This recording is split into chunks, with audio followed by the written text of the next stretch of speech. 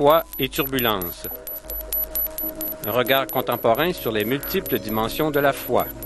Coordonnateur, Louis Lesage.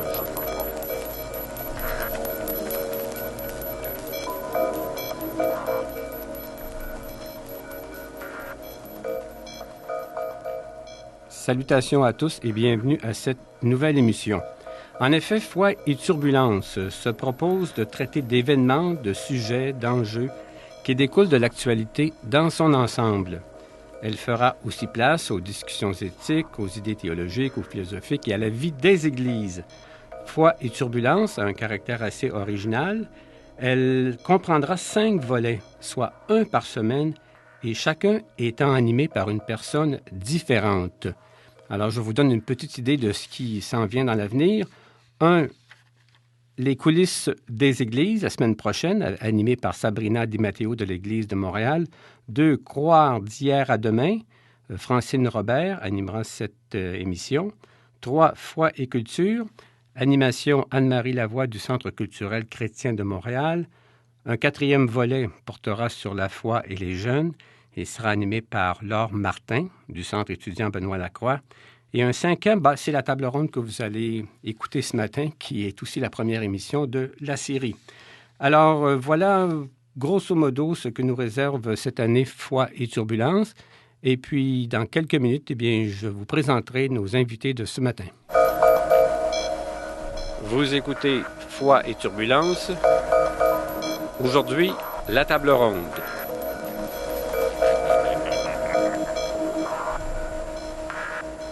Alors voilà, donc c'est la table ronde de Foi et turbulence. Et je voulais en quelque sorte faire une continuité. Il y a peut-être des auditeurs et auditrices qui étaient là il y a 2 ou 3 ans et qui savouraient des propos assez vivants, assez marqués de nos invités de l'époque que j'ai fait revenir en studio, qui n'occupent pas tous la même fonction qu'ils avaient à ce moment-là, qui étaient tous à ce moment-là responsables de revue, mais je vous les présente immédiatement. D'abord, Sabrina Di Matteo. Sabrina, bonjour Sabrina. Bonjour Louis. Alors Sabrina était à l'époque, ça fait 2 ans, était la rédactrice en chef de Haute Fidélité, qui était une revue publiée par le diocèse de Montréal. Maintenant, Sabrina est responsable de la formation au diocèse. Mais enfin, vous pouvez donner quelques détails, Sabrina? Oui, alors pas tout à fait responsable, mais adjointe à celui qui est directeur du service de formation. Puis c'est un nouveau service au diocèse qui vise la formation initiale et continue des prêtres, des diacres et des laïcs.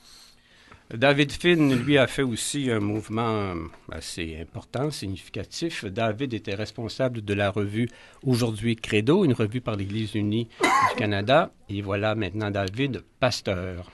Un peu de détails, David? Oui. Merci d'être là. Bonjour. C'est toujours dans le ministère. Alors, après avoir quitté le ministère de la Communication, je suis maintenant pasteur en paroisse à Granby, dans la paroisse de l'Église unie de Granby. Et nos 2 tenaces qui sont encore responsables de leur revue, Jean-Claude Ravet, à Relations, toujours rédacteur en chef. Oui, bonjour. Alors, bonjour Jean-Claude, et Relations continuent de s'améliorer. On essaie, chaque numéro, chaque parution, de se dépasser, ou au moins d'être fidèle à notre vocation. Et Gilles Leblanc, qui tient la barre de Présence Magazine et qui cumule maintenant les fonctions de directeur général et de rédacteur en chef de la revue, Présence depuis déjà plusieurs années, hein, Gilles. Ouais, là, je suis dans ma 7e année. Alors, Présence continue d'avoir la même allure, d'essayer d'avoir un commentaire original sur l'actualité. Et nous en aurons sûrement de votre part aujourd'hui. Alors, justement, Gilles parle de commentaires sur l'actualité. Dans la première partie de cette table ronde, nous reviendrons sur l'actualité, mais comme il y a déjà eu beaucoup de rappels des grands événements de l'année, on revient sur l'actualité. D'abord, dans un premier temps, le monde et le Canada-Québec. Et dans le deuxième partie, on parlera de l'Église et des religions. Et à la fin, on parlera aussi de ce qui s'en vient, pour ce qui est porteur d'espoir dans l'année qui s'en vient. Mais d'abord, comme je le disais, il y a eu plusieurs analyses, rappels des événements au cours des semaines précédentes. Alors, j'ai décidé de commencer ça par une question très subjective posée à mes invités, en relation, bien sûr, avec un événement qui est à peu près incontournable. On a tous entendu parler beaucoup des indignés, d'Occupy Wall Street, etc. Mais je leur demande à eux, maintenant, à la suite de cette année qui s'est passée, qu'est-ce qui les indigne le plus maintenant, actuellement, quand ils portent un regard sur le monde. Allez, je vais commencer par, à tout seigneur, tout honneur, Sabrina. Est-ce que j'ai le droit d'en avoir deux? Oui, j'avais le droit, Sabrina. Tout est permis pour tout le monde. D'ailleurs, moi, vous dites ce que vous voulez, comme d'habitude, dans cette table ronde-là. Alors, dans un premier temps, c'est pas un événement en tant que tel, c'est plusieurs cas qui forment une trame qui a été quand même remarquée dans la dernière année. C'est la question de la cyberintimidation, parce qu'il y a eu au moins, au minimum, au Canada, États-Unis, 2, 3, 4 cas de jeunes, d'adolescents qui se sont suicidés, notamment à la suite d'intimidation faites par le biais des médias sociaux. On a eu au Québec, là, à l'automne, le cas de la jeune Marjorie Raymond, qui a soulevé beaucoup de débats là-dessus. Et donc, pour moi, l'intimidation est un dossier préoccupant. Ça me touche très personnellement comme maman d'un garçon de 11 ans qui s'apprête à rentrer à l'école secondaire l'année prochaine. Ça me touche aussi comme adulte qui fréquente les médias sociaux, qui est sur Facebook, sur Twitter. J'allais dire Fakebook, ça serait un drôle de lapsus, parce qu'on se met en scène à travers ça, effectivement. Alors, pour moi, la grande question qui est soulevée pour ça, c'est est-ce qu'il peut y avoir une éthique du web, une éthique dans les médias sociaux, et qui serait responsable d'une éducation aux médias qui permettrait aux jeunes d'apprendre et d'appliquer les valeurs auxquelles on prétend les éduquer, que ce soit le respect de l'autre, le respect de la différence. Il y a toutes sortes de tentatives aussi pour contrer l'homophobie. Puis il faut souligner qu'il y a eu, parmi les cas que j'ai mentionnés, au moins 2 jeunes pour qui il y avait il était question d'homophobie. C'était des jeunes garçons homosexuels qui se sont suicidés. Alors, déjà qu'à l'adolescence, il y a un mal-être qui se vit. Est-ce qu'il faut que les médias sociaux viennent exacerber ce mal-être par ce qui s'y passe? Voilà, donc moi, c'est un premier dossier devant lequel je reste indignée jusqu'à me demander est-ce qu'on peut occuper les médias sociaux et les occuper de respect, les occuper d'éthique. Est-ce que je peux mon deuxième? Oui, allez-y, Sabrina, bien oui. Alors, un deuxième, c'est un événement, pas tout à fait, mais je pense qu'on va plus en entendre parler en 2012. Il y a eu un lancement de la campagne nationale pour l'alphabétisation par le regroupement des groupes populaires en alphabétisation du Québec, donc cet automne.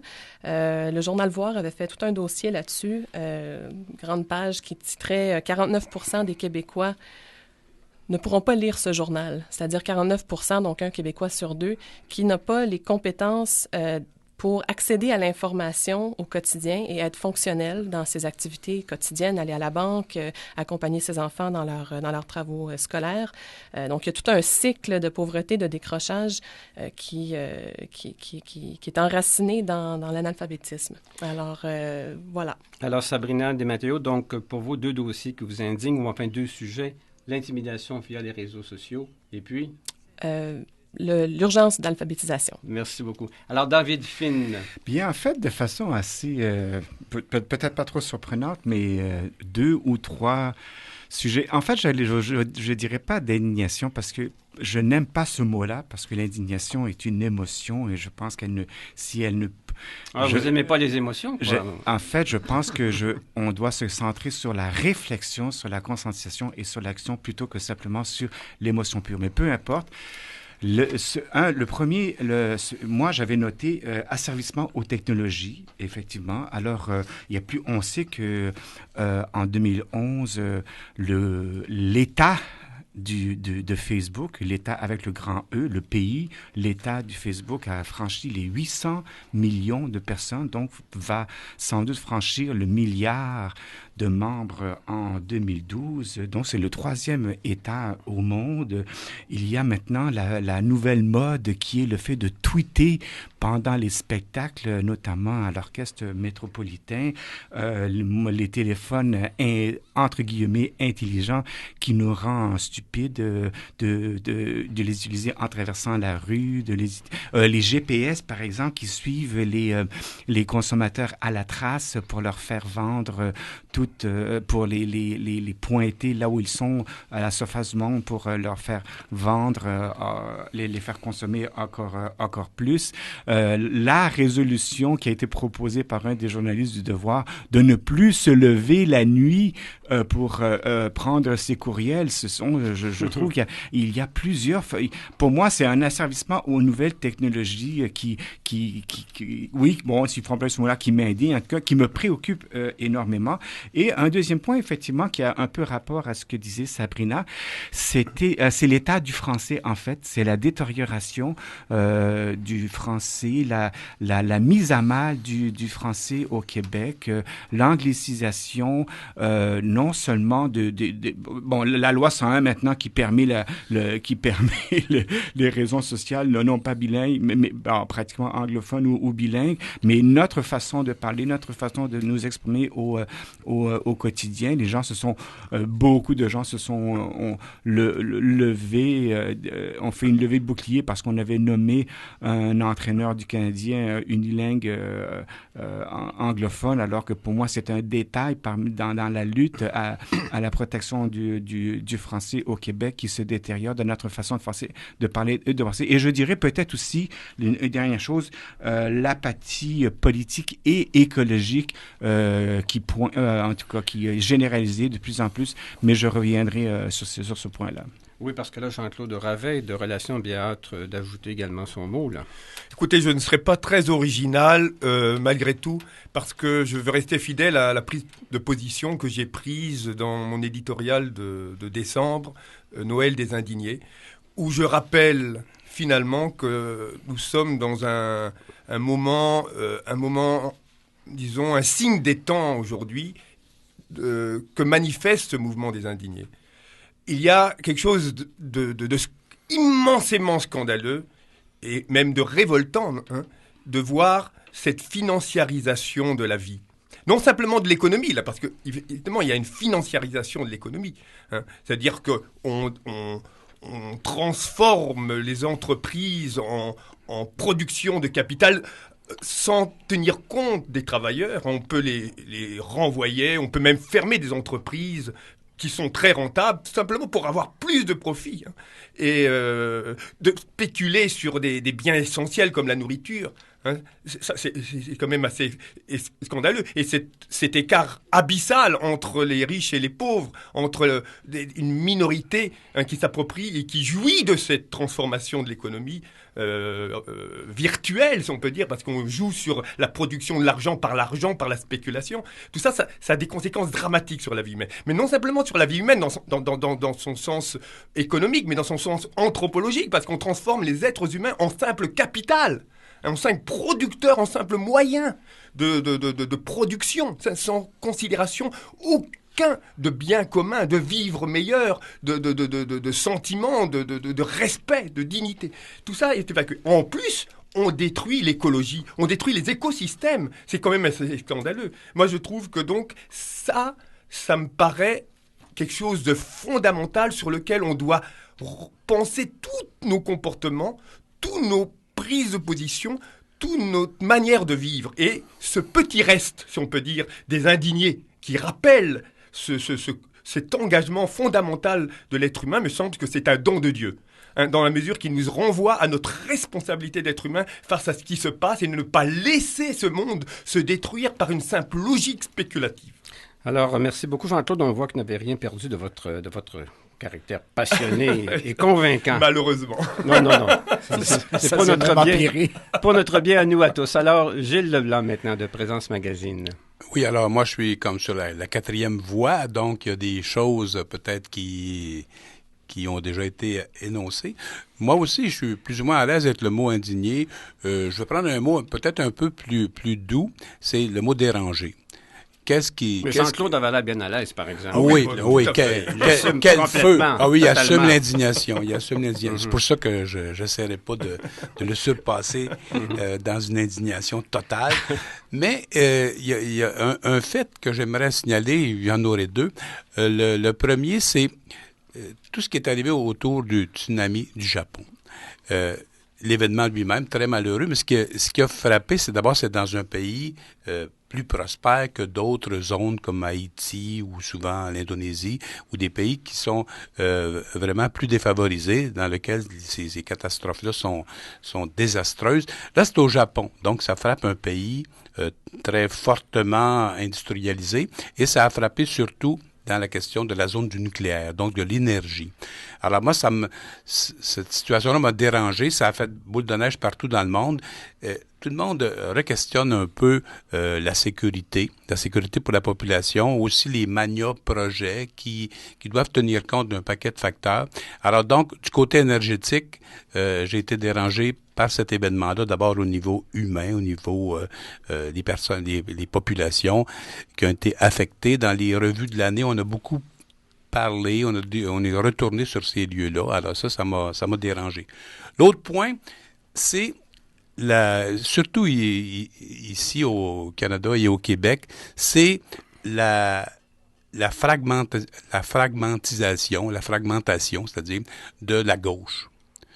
Alors qu'on sait qu'à Ottawa, on a un gouvernement maintenant majoritaire, et Dieu sait qu'on le sait, conservateur. Au Québec, à tout un pratique, on a un gouvernement conservateur qui est le Parti libéral. Alors, les autres partis, ce sont, si on parle du nouveau Parti démocratique, c'est sûr qu'il y a eu une sorte d'accident, mais il y a eu en même temps la douleur dans l'année de perdre un leader charismatique, Jacques Layton. Alors, c'est pas une indignation, mais ça m'a dérangé beaucoup. Et évidemment, les autres partis, le Parti québécois comme le Parti libéral, qui sont à fin pratique en état de recherche permanente maintenant. Alors, c'est un peu dommage parce que le parti au pouvoir va avoir le champ libre. Et c'est un peu la même chose au Québec. On a vu un certain regroupement du centre-droit, mais qui est loin d'être fait. Le Parti québécois qui n'arrête pas de passer de crise en crise. Alors moi, ça m'a dérangé tout ça parce qu'on face à des gouvernements conservateurs qui applique beaucoup des choses qui ont été dites par les trois qui m'ont précédé, notamment toute la question de la financiarisation de notre société. Eh bien, en tout cas, ça m'a dérangé la division, la dissolution des partis de gauche. Si vous permettez, je fais un premier commentaire, c'est-à-dire que vous savez qu'on ne s'était pas du tout parlé avant du choix de vos sujets. Je trouve ça intéressant que finalement on ait sorti différentes dimensions de l'actualité ou de l'état de la société actuellement. Est-ce que les uns sur les autres, vous avez des commentaires à apporter? Bien, je trouve que le commentaire de Jean-Claude sur la question de la menace que porte à la vie même ce qu'il a employé, cette financiarisation de l'association de la vie est très importante parce que moi, un de mes sujets, je ne veux pas dire de prédilection, mais sur lequel je réfléchis depuis plusieurs années est les liens entre la foi et l'écologie, et nous sommes actuellement face à une crise écologique qui menace aussi la vie humaine. Donc, il y a quelque chose d'intéressant là, c'est que la vie est menacée, a subi de durs coups de plusieurs côtés à la fois. Et d'où va venir le coup fatal? On ne le sait pas, hein? On ne le sait pas. Moi, vous me permettez, pour faire un retour gentil sur cette solidarité, moi je renverrai aussi à ce que dit David sur l'emprise de la technique. Parce que ça, c'est une des facettes, me semble, très intriquée avec cette financiarisation de l'économie. Parce qu'il y a dans cette fascination de la technique un refus précisément du rapport humain fondamental, hein, enraciné dans la communication, mais sensible, hein, humaine et rapports humains.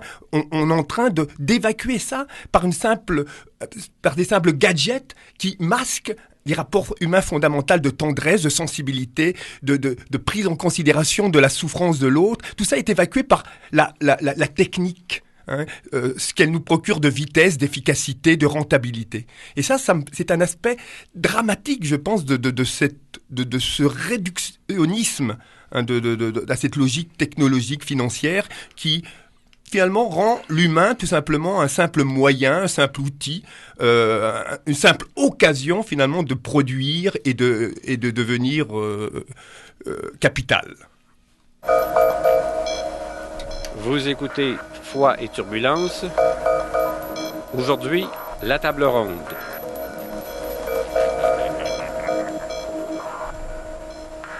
Alors, Louis Lesage de retour en compagnie de ses invités qui viennent de chacun leur façon de résumer ce qui les a indignés le plus dans la marche du monde. Alors, dans cette deuxième partie de notre table ronde, d'abord, je rappelle le nom de nos distingués débatteurs, si je peux parler ainsi. Jean-Claude Ravet de la revue Relations, Gilles Leblanc de Présence Magazine, David Finn, anciennement d'Aujourd'hui Credo et maintenant pasteur de l'Église unie de Granby, et puis Sabrina De Matteo, ancienne rédactrice en chef de Haute Fidélité et maintenant qui travaille au service de formation avec des responsabilités importantes de l'Église de Montréal. Justement, d'Église, nous allons parler peut-être justement du phénomène un peu plus dans cette partie, phénomène religieux de l'Église, des religions. Et je commencerai peut-être avec David Finn, qui est devenu pasteur de l'Église unie après avoir été un bout de temps, là mes questions vont être plus orientées, après avoir été directeur ou rédacteur en chef d'Aujourd'hui Credo. David, moi, l'Église unie, on en parle dans un sens peu, et ce qui m'a frappé, c'est qu'il semble y avoir récemment dans l'Église unie une espèce de débat assez fort. En fait, il y a eu des articles qui ont été publiés dans le National Post et qui ont provoqué des réactions très fortes dans le sens que l'article tendait à dire que l'Église unie est en train de devenir beaucoup trop libérale dans certaines de ses actions et au détriment peut-être de la perte d'un certain sens évangélique. Est-ce bien compris le sens du débat que j'ai vu, bien sûr, à travers Internet et en lisant cet article National Post? Il semble avoir des tensions beaucoup dans l'Église actuellement. Bien, c'est sûr qu'il y a des tensions dans l'Église unie. Je veux juste pour résumer en 30 secondes ce qu'est l'Église unie. L'Église unie a été formée de la fusion, de l'amalgame, pour employer un anglicisme, de 3 églises protestantes en 1925, de l'Église congrégationaliste, l'Église méthodiste et l'Église presbytérienne. Donc, depuis le tout début, ces 3 grands courants auxquels s'est ajouté un 4e courant dans les années 60, les églises qu'on appelait l'Église des frères, Brethren Churches, peu importe. Donc, a toujours été un lieu de débat, a toujours été un lieu, oui, même de tension, c'est vrai. Et parfois, et souvent, parce que c'était dans l'éthos même de l'Église unie, elle a été obligée de se situer à l'avant-garde des débats sociaux par rapport aux autres églises. On pense notamment à l'acceptation des personnes, premièrement au ministère des femmes, qui est la première, au Canada, l'Église unie a été la première église à ordonner, à consacrer des femmes, à la consécration des personnes homosexuelles, à l'acceptation des unions des personnes homosexuelles, etc. Donc, beaucoup d'opposition à la guerre, etc. Oui, alors donc, c'est vrai, il y a toujours eu cette tension-là. Est-ce qu'elle est devenue comme plus libérale ces dernières années? Il est vrai que toutes les églises font face à des crises financières et que l'Église unie n'en est pas exemple. Donc, il y a eu depuis 2 ans, disons, plusieurs coupes financières dans des services qui étaient effectivement des services d'accueil aux réfugiés, des services de conscientisation, des services d'aide, de solidarité avec les autres églises dans le monde. Alors oui, de ce point de vue-là, il y a eu une sorte de repli dans l'Église unie. Par contre, elle essaie de demeurer le plus possible en plein cœur des débats de société. L'actuelle modératrice, je terminerai là-dessus, Martha Tyndale, est une écologiste convaincue et elle termine d'ailleurs ses 3 ans de mandat en tant que modératrice. Alors en août 2012, nous allons avoir le Conseil général pour élire une nouvelle modératrice. Pendant ces 3 ans, elle a mis l'accent sur la conscientisation écologique. Je suis bien conscient que j'ouvrais un sujet qui méritait beaucoup d'explications, mais je pense que c'est important de souligner cet aspect-là, surtout que vous êtes maintenant vous-même pasteur de cette église à Granby. Et la question que je poserai à Sabrina De Matteo, c'est pas tout à fait dans le même sens, mais ça permettrait aussi peut-être mes autres invités, Jean-Claude Ravet et Gilles Leblanc, peut-être aussi de commenter la situation de l'Église catholique. Il y a eu beaucoup de nouvelles nominations d'évêques cette année au Québec, peut-être une dizaine. On pense à Monseigneur Gérard Lacroix à Québec, à Monseigneur Noël Simard récemment à Valleyfield, à Monseigneur Durocher à Gatineau, à Luc Cyr à Sherbrooke, à Monseigneur Gazaille à Nicolette, etc. Puis il y en a eu 2 également qui sont même vos patrons. Alors, oui. Et deux récents auxiliaires aussi à Québec. 2 récents auxiliaires à Québec, 2 récents auxiliaires à Montréal qui sont vos patrons. Donc, vous êtes un peu coincés pour commenter librement, mais quand même, qu'est-ce que vous pensez de ce mouvement? Comme vous êtes de l'intérieur de l'Église, de toute est-ce qu'on peut dire que dans l'ensemble, c'est de l'arrivée de 100 nouveaux ou sont plutôt des forces plus ou moins conservatrices? C'est une question difficile pour vous, mais allez-y. Non, mais je me sens honnêtement, je me sens pas coincée. Je veux dire, c'est pas, il fallait s'y attendre parce que on voyait évidemment venir le départ à la retraite, l'âge de 75 ans, donc toute une mouture d'évêques qui arrivaient vers l'âge auquel ils ont canoniquement la possibilité de remettre leur démission, donc à 75 ans. C'est le cas de Monseigneur Turcotte à Montréal, donc depuis juste avant l'été 2011. On attend. Qu'est-ce qui arrivera, on ne sait pas. Ça fait un paysage en changement, un jeu de domino, mais qui est très intéressant à regarder parce qu'en même temps, si je remonte un peu là, dans les tout premiers, c'est Monseigneur Lionel Gendron, qui était un auxiliaire à Montréal jusqu'en novembre 2010 et qui a été installé ensuite à Saint-Jean-Longueuil. Et puis ensuite, on en a eu donc d'autres, jusqu'à Monseigneur Simard qui est arrivé à Valleyfield récemment. Donc, on assiste effectivement à tout un changement, mais généralement, ce qu'on constate aussi, puis j'en parle avec des collègues dans d'autres diocèses, à nos tables interdiocésaines, c'est que l'évêque qui arrive dans un diocèse, ben, il chambarde pas tout en arrivant. Il y en a plusieurs qui font, des collègues qui font le commentaire, ben non, on sait pas finalement trop où est-ce qu'il s'en va ou qu'est-ce qu'il pense parce que ces hommes-là prennent le temps d'observer, de visiter les milieux, de visiter les paroisses, de rencontrer les équipes pastorales, puis de prendre un peu le pouls de leur nouveau diocèse, de géographiquement le connaître. Je pense à Monseigneur Simard qui passait de Sault-Sainte-Marie où ça pouvait prendre 10 heures faire le tour du diocèse et là, Valleyfield, bon, ça prend peut-être 2 heures ou un peu plus. Alors, ils débarquent dans du neuf et ça peut être difficile de jauger un peu d'où ils arrivent, avec quelle vision d'Église.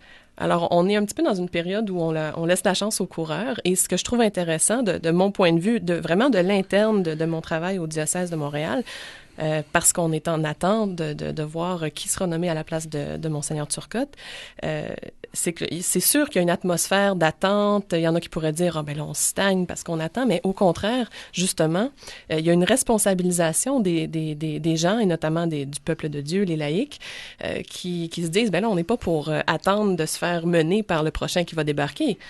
On a déjà des projets en marche, on a des orientations, alors on travaille à partir de là. Et donc, il y a vraiment une responsabilisation qui se passe en même temps. Est-ce qu'il y a des paris au diocèse de Montréal sur celui qui va remplacer Monseigneur Turcotte? Moi, j'entends dire parfois entre les branches qu'on pense à Monseigneur Lépine, non? Ça, on ne sait pas. Il faut dire qu'il vient d'arriver. Ouais. Ça pourrait se voir. On pourrait être surpris. Alors, messieurs Leblanc et Ravet, qui êtes-vous dans un sens... dans la ligne plus journalistique, dans un sens pas lié à l'institution directement, qu'est-ce que vous pensez de ce qui se passe dans l'Église? Mais d'abord, il faut noter que le Vatican se dépêche souvent sauf là, pour le poste de Montréal, se dépêche de nommer des remplaçants. Tous les postes sont à toute fin pratique comblés. Faut penser aussi que ceux qui ont été nommés évêques titulaires étaient déjà évêque titulaire d'un autre diocèse ou évêque auxiliaire. Donc, ce ne sont que les nouvelles figures sont plutôt du côté des 2 évêques auxiliaires de Québec et des 2 évêques auxiliaires de Montréal, plus l'archevêque de Québec, évidemment. Alors donc, ça fait, dans l'immédiat, juste une sorte de chaise musicale qui est plus ou moins harmonieuse, qui s'est passée. Reste dans l'année Montréal, évidemment. Peut-être qu'on attendra un peu plus tard, comme on avait fait pour le Monseigneur Grégoire. Mais il y a Trois-Rivières, qui pour moi, je suis de Trois-Rivières, c'est un siège important. Il y a aussi Mont-Laurier, que l'évêque a donné sa démission à la mi-décembre. Alors donc, il va y avoir aussi quelques ajouts, mais après ça, le tableau sera relativement complet. Mais il faut penser que dans le fond, avec un jeu de déplacement comme ça, c'est peut-être pas dans 5 ou 10 ans, avant 5 ou 10 ans qu'on verra véritablement des personnages nouveaux apparaître.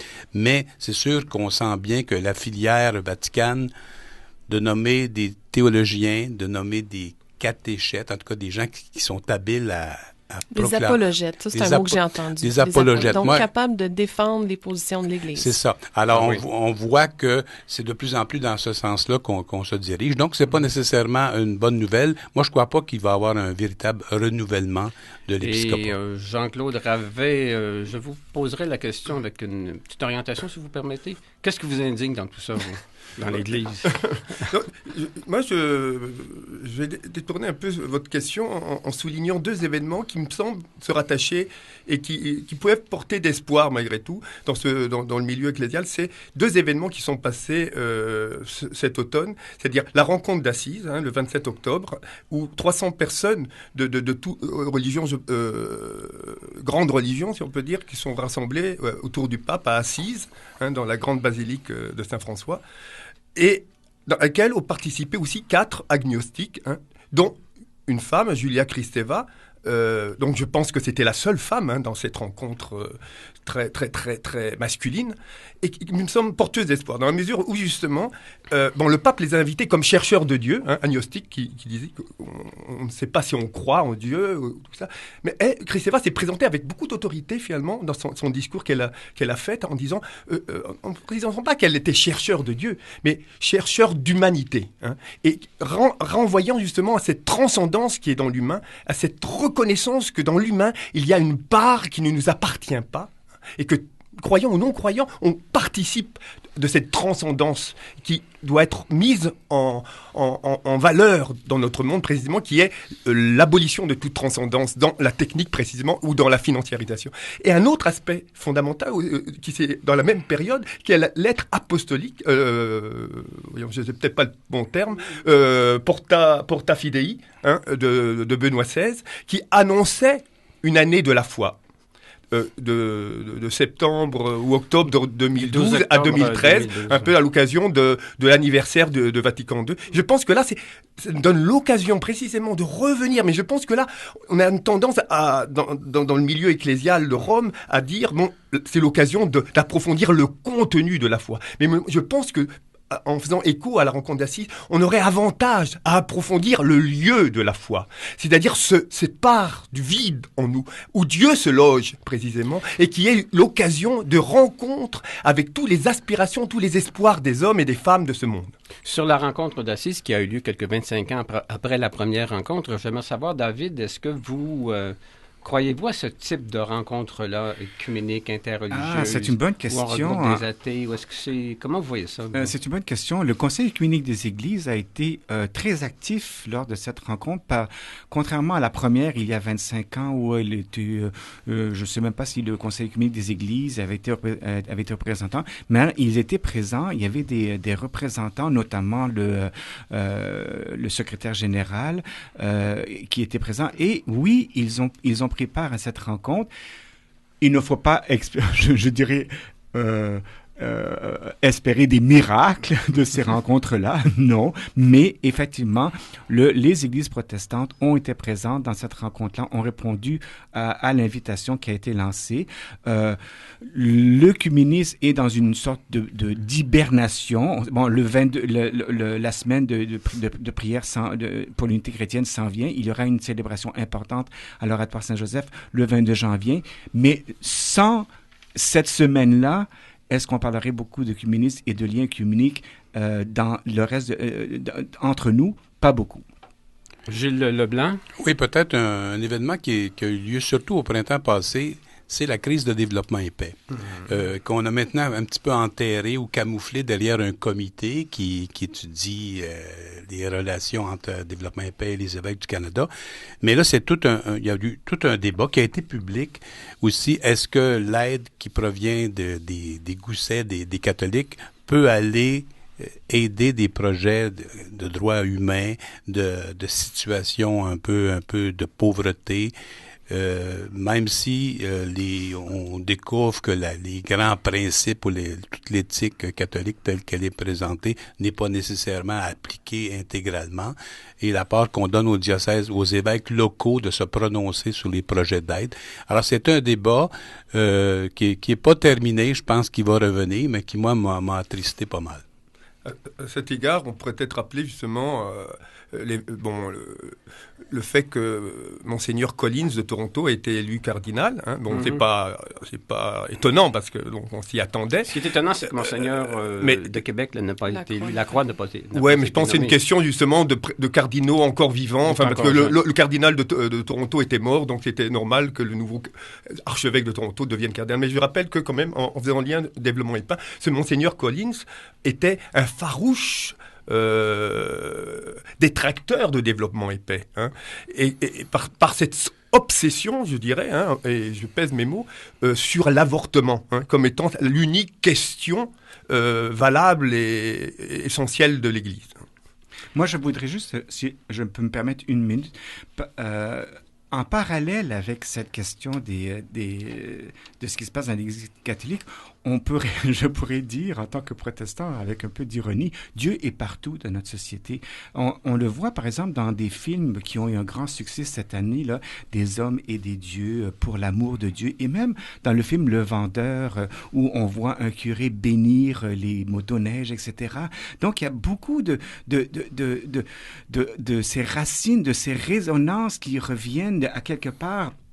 Et oui, Dieu, il y a beaucoup de gens qui, pas juste cherchent Dieu, mais qui disent Dieu était quelque part et on essaie de l'exprimer. On l'a vu dans ce qu'on appelait le printemps arabe, toute la montée des partis islamiques qui donne un sens à pas juste un sens à la révolution, mais qui offre un sens à l'avenir des populations de ces pays-là. Ici aussi, pour revenir localement, on sait que la ville Mont-Royal a interdit tout signe, toute manifestation de Noël à l'hôtel de ville, etc. Mais en même temps, on a accommodé, entre guillemets, une petite fille en garderie une musulmane, pour l'empêcher d'écouter des chansons, alors qu'on sait que les ritournelles, les chansons sont fondamentales dans l'apprentissage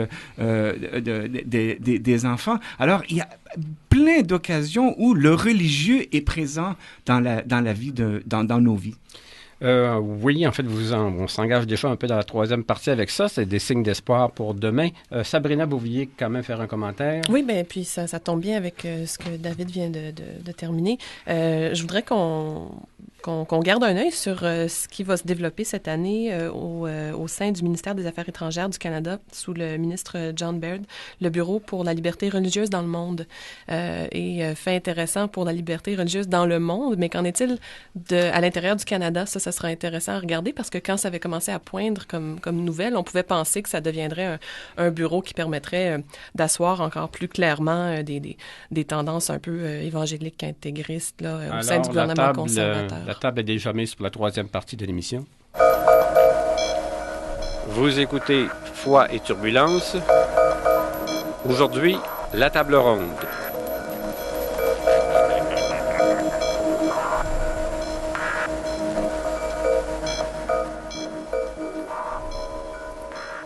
Alors, Louis Lesage de retour en compagnie de ses invités pour la troisième ronde.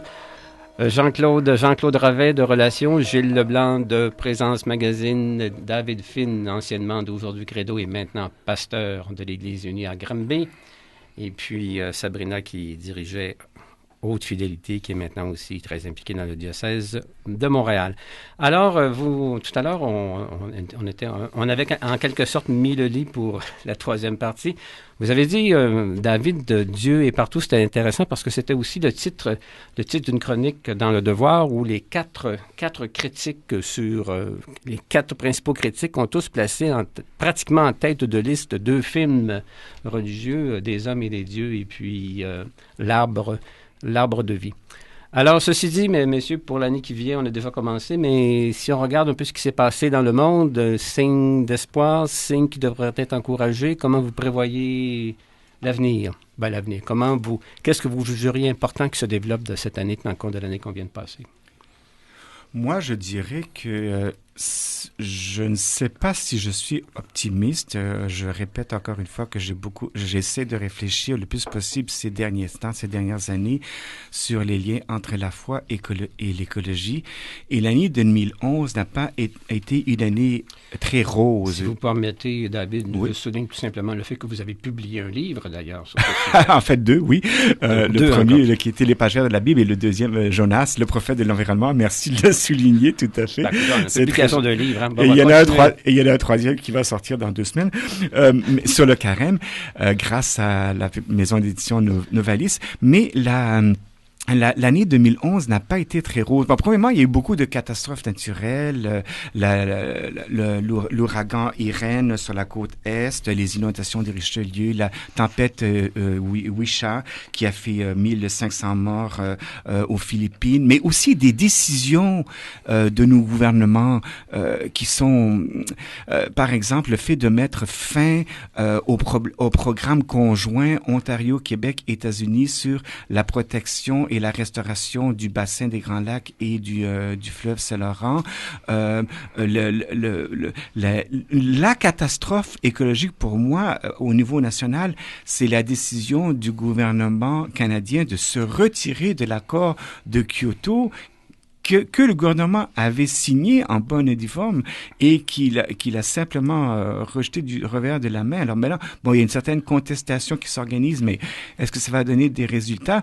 Pour moi, ça n'augure pas beaucoup même s'il y a quelques petites bonnes nouvelles, notamment là des projets d'écoquartier dans la ville de Québec, ou l'abandon du projet, par exemple, l'abandon du projet d'oléoduc pour mener les sables bitumineux de l'Alberta aux États-Unis. Mais grâce à la pression des populations des États américains, la bourse, le marché du carbone qui va être installé ici à Montréal. Donc, il y a quelques petites bonnes nouvelles. Bon, je peux aussi dire qu'en 2011 aussi a été l'année du décès de Pierre Dansereau, qui est le père de l'écologie, mais je ne vois pas 2012 comme une année qui me donne beaucoup de raisons de me réjouir. Jean-Claude. Je dirais dans le sens de David aussi, dans la mesure qu'il y a un courant de fond qui va dans la reproduction du même. Hein. C'est-à-dire qu'on voit la politique qui se refait encore un visage de serviteur de l'économie financière.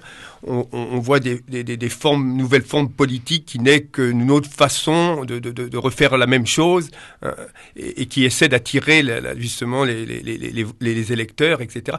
Il y a un courant de fond, malgré tout, qui est triste. Hein.